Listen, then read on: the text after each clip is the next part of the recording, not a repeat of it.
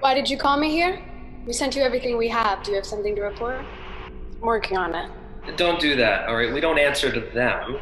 We're working together, right? I suppose we are.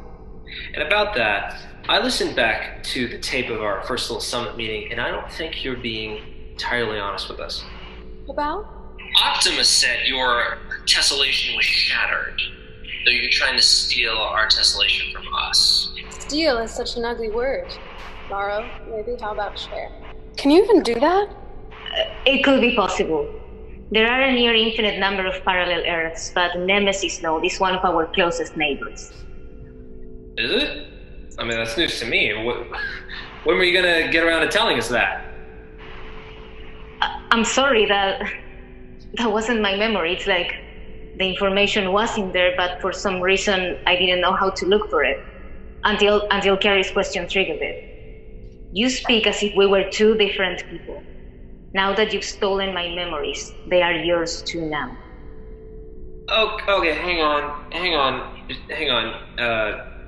I'm gonna need a scorecard, because who's talking now? Perpetua? Technically, they're still two separate people. But when Yuri accessed Perpetua's memories, there was always a chance that the lines between them would start to blur. But in any event, yes, the Nemesis tessellation is gone, and yes, we believe the proximity of our worlds should enable them both to share a single tessellation. And you didn't mention this until now because... Look, I'm sorry. After everything that's happened, we've got trust issues, okay? Tell me about it. Look, these yahoos, they locked me up because they thought I was some dark version of myself, so, look, there isn't exactly a lot of trust going around at all. But still, that song is getting old real fast. We get it.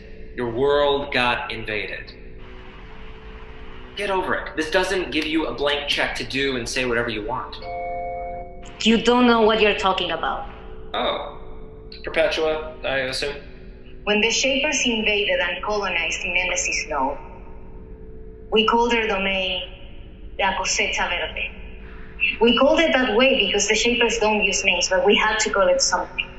It translates into English like green harvest. This is the place where the Shapers harvested our thoughts.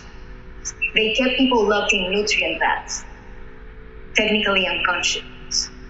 But their brains were still swearing away, spewing out the creative juices that the Shapers needed to feed off on. When Jarvis said in his manifesto that the Shapers wanted to consume us, I don't believe he meant it literally.